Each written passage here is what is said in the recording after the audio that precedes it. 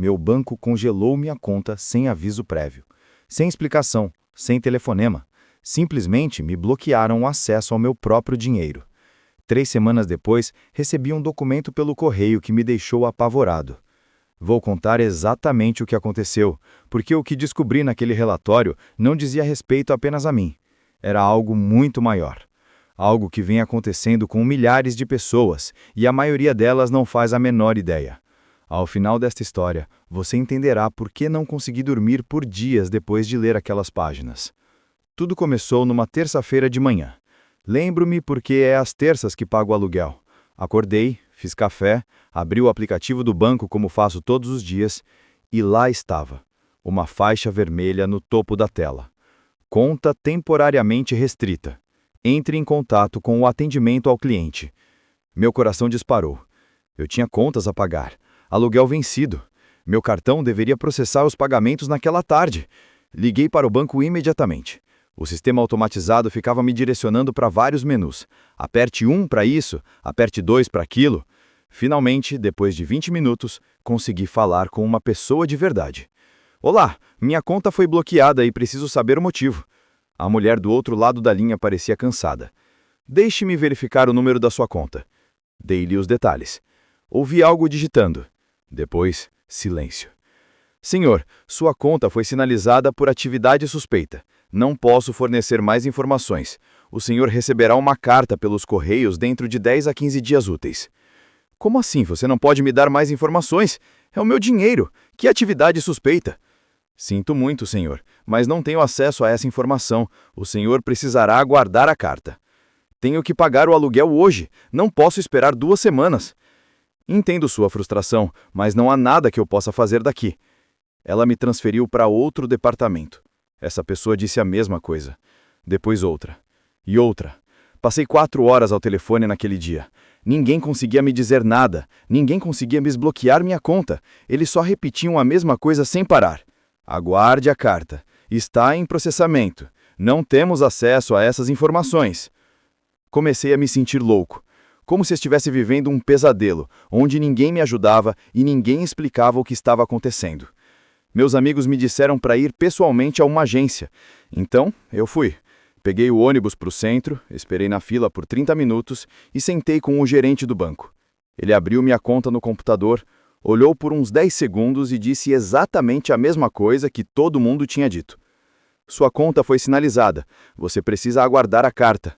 Mas o que eu fiz? Preciso saber o que eu fiz. Não consigo ver essa informação.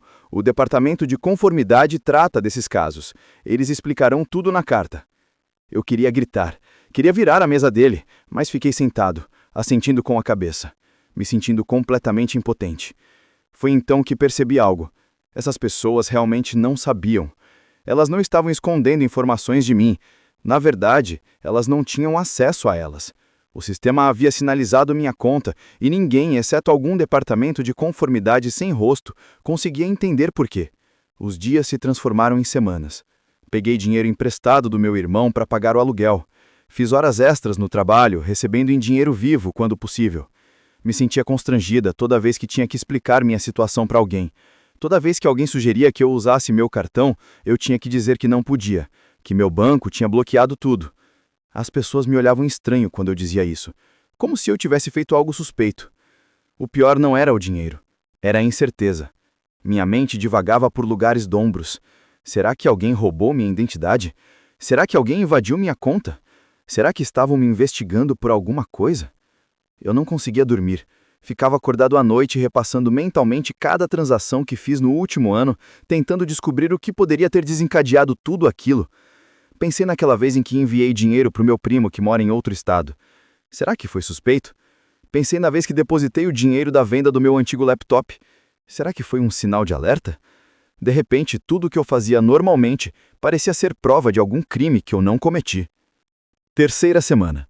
21 dias após o congelamento de minha conta. Cheguei do trabalho e havia um envelope na minha caixa de bandeja. Grosso, com aparência oficial. O logo do banco no canto. Minhas mãos estavam tremendo quando eu o abri. A primeira página era só jarga jurídica, termos e condições padrão. Virei para a segunda página, depois para a terceira. Lá estavam os registros de transações, destacados em amarelo. Datas e valores, e então eu vi. A explicação. Minha conta foi sinalizada devido a um padrão de depósitos e saques que correspondia a um perfil usado em operações de lavagem de dinheiro. Li essa frase 3 vezes. Lavagem de dinheiro. Eles achavam que eu estava lavando dinheiro. Continuei lendo. O relatório listou transações específicas. Havia os $500 que minha mãe me enviou de aniversário. Sinalizado. Havia os 300 que depositei da venda do meu antigo mobiliário. Sinalizado. Havia as transferências para minha colega de quarto para o pagamento das contas de luz e água. Sinalizado. Todas as transações normais que eu fiz nos últimos 6 meses estavam listadas ali como suspeitas. Mas eis o que me deu ânsia de vômito. No final do relatório, havia uma seção intitulada Resolução. Dizia que, após revisão, o Departamento de Conformidade havia determinado que não havia evidências de atividades ilegais. Minha conta tinha sido liberada. As restrições seriam removidas em 3 a 5 dias úteis. Eles me inocentaram. Mas ninguém ligou. Ninguém mandou um e-mail. Simplesmente enviaram esta carta 3 semanas depois de destruírem minha vida e acharam que isso seria suficiente. Virei para a última página e havia um parágrafo que devo ter lido umas 20 vezes. Ele explicava que os bancos são obrigados por lei a monitorar contas em busca de atividades suspeitas. Eles usam algoritmos, programas de computador que analisam milhões de transações procurando padrões, e às vezes esses padrões coincidem. E quando isso acontece, pessoas comuns pagam o preço. A carta dizia que aproximadamente 1 em cada 200 contas é sinalizada anualmente. Isso representa milhares de pessoas. Milhares de pessoas que passam exatamente o que eu passei, sem acesso ao seu dinheiro, sem explicação, sem ajuda, justamente esperando. E foi isso que realmente me incomodou. A carta incluía uma seção sobre meus direitos. Eu tinha o direito de contestar a bandeira. Eu tinha o direito de solicitar as provas. Eu tinha o direito de recorrer. Mas todos esses direitos só se aplicavam após a conclusão da investigação. Enquanto ela estivesse em andamento, eles não precisavam me informar nada. Podiam congelar meu dinheiro por até 60 dias sem me dar um único motivo. 60 dias? 2 meses. Imagine não ter acesso ao seu próprio dinheiro por 2 meses. Sentei no sofá com aquele relatório nas mãos e senti um vazio enorme. Não mais raiva, nem medo, apenas um vazio, porque percebi o quão impotente eu realmente era. Aquele banco detinha meu dinheiro. Podiam congelá-lo quando quisessem, podiam me investigar sem me avisar, e eu não podia fazer nada a respeito. A conta foi desbloqueada 4 dias depois, sem telefonema, sem pedido de desculpas. Simplesmente verifiquei o aplicativo uma manhã e a faixa vermelha havia sumido. Meu dinheiro estava lá, como se nada tivesse acontecido. Mas algo havia mudado em mim. Comecei a pesquisar. Queria saber o quão comum isso realmente era. Passei horas lendo histórias online, fóruns cheios de pessoas que haviam passado pela mesma situação, algumas piores que a minha. Li sobre uma mulher cuja conta foi bloqueada por 40 dias porque depositou sua restituição do imposto de renda. Li sobre um homem que não conseguiu acessar o seu dinheiro por 2 meses porque havia pago seu prestador de serviços em dinheiro vivo, e então o prestador depositou tudo de uma vez. Pessoas normais, transações normais, tudo sinalizado por algoritmos que não entendem o contexto, que não entendem que às vezes as pessoas usam dinheiro em caixa, que às vezes as pessoas enviam dinheiro para familiares, que às vezes as pessoas têm renda irregular porque trabalham como freelancers ou em empregos temporários. Descobri que os bancos raramente admitem quando cometem erros. Eles se escondem atrás de regulações federais, dizem que estão apenas cumprindo a lei. E, tecnicamente, estão. Existem leis que exigem que os bancos relatem atividades suspeitas, mas a forma como aplicam essas leis é falhada. Eles lançam redes gigantes que prendem milhares de pessoas inocentes e depois levam semanas ou meses para resolver a situação. Descobri que uma vez que você é sinalizado, isso fica registrado. Não é um registro público, não é algo que você possa ver, mas é um registro que os bancos compartilham entre si. Então, se você for sinalizado uma vez, é mais provável que seja sinalizado de novo. Você fica marcado no sistema como alguém que acionou o algoritmo, mesmo que não tenha feito nada de errado. Isso me assustou mais do que qualquer outra coisa, porque eu não tinha feito nada de errado. Mas agora eu estava em algum banco de dados rotulado como um risco potencial, e não havia nada que eu pudesse fazer para remover aquele latelo. Pensei em mudar de banco, mas aí li histórias de pessoas que fizeram isso.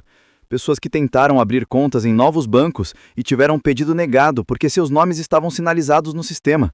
Pessoas que acabaram sem conta bancária, que tiveram que usar casas de câmbio e pagar taxas absurdas só para acessar o próprio dinheiro, porque nenhum banco as aceitava. O sistema foi desenhado para proteger os bancos e capturar criminosos. Mas, antes de tudo, trata todos como potenciais criminosos. Você é considerado culpado até que se prove o contrário. E a comprovação leva semanas, às vezes meses. E durante esse tempo, sua vida desmona. Comecei a conversar com as pessoas sobre isso. Amigos, colegas de trabalho, familiares. A maioria não fazia ideia de que isso pudesse acontecer. Eles confiavam nos bancos, presumiam que se algo assim acontecesse, haveria um motivo real. Não conseguiam imaginar ficar sem acesso ao próprio dinheiro sem nenhuma razão. Mas quando mostrei as estatísticas, eles ficaram em silêncio. 1 em cada 200 contas, isso significa que se você tem uma conta bancária, provavelmente você conhece alguém que foi sinalizado. Você pode não saber disso porque as pessoas não falam sobre essas coisas. É constrangedor. Dá vergonha, mesmo quando você sabe que não fez nada de errado. Conheci um cara no trabalho que me contou que a conta dele foi bloqueada porque ele pagou o aluguel com um vale postal. Um vale postal. Algo completamente legal e normal, mas o algoritmo viu uma transação grande que não era uma transferência direta e isso acionou o alerta. Ele ficou sem acesso à conta por 3 semanas. Perdeu a matrícula na academia porque o pagamento voltou. Levou uma multa por atraso no cartão de crédito. Tudo porque ele usou um vale postal. Essas histórias estão por toda parte, basta começar a procurar. Elas só estão escondidas, enterradas em fóruns de reclamações, tópicos do Reddit e avaliações de 1 estrela às quais os bancos não conseguem responder. Percebi que não se tratava mais apenas de mim. Tratava-se de um sistema fundamentalmente falho. Um sistema que prioriza a captura de criminosos em vez da proteção de pessoas inocentes. E o pior é que a maioria dos criminosos que eles tentam prender nem sequer usa mais bancos como este. Os verdadeiros lavadores de dinheiro têm métodos sofisticados. Eles não se limitam a depositar dinheiro em contas correntes pessoais e esperar que ninguém perceba. Mas os algoritmos não sabem disso. Os algoritmos apenas enxergam padrões. E às vezes esses padrões coincidem. E quando isso acontece, as pessoas comuns pagam o preço. Então, o que eu fiz com todas essas informações? Documentei tudo. Guardei aquele relatório, mantive registros de cada telefonema, cada conversa, cada dia em que fiquei sem acesso à minha conta. E registrei uma reclamação junto ao órgão regulador bancário. Não porque eu achasse que isso mudaria alguma coisa para mim. Minha conta já estava desbloqueada. Mas porque eu queria que ficasse registrado. Queria que alguém em algum órgão visse que isso aconteceu comigo, que estava errado, que precisava mudar. Eu também mudei a forma como eu uso meu banco. Agora guardo menos dinheiro lá. Distribuo por diferentes contas. Sou mais cuidadoso com depósitos em dinheiro. Não porque eu esteja fazendo algo errado, mas porque agora sei como é fácil acionar esses sistemas. Sei que um movimento em falso, uma transação que pareça um pouco incomum, e posso ser bloqueado novamente. E talvez essa seja a parte mais triste de toda essa história. Eu não aprendi a confiar mais no sistema. Aprendi a temê-lo. Aprendi que as instituições que deveriam guardar meu dinheiro em segurança podem tirá-lo de mim a qualquer momento, por qualquer motivo, sem explicação. E não há nada que eu possa fazer para impedi-las. Aquele relatório mudou minha vida. Não pelo conteúdo, mas pelo que representava.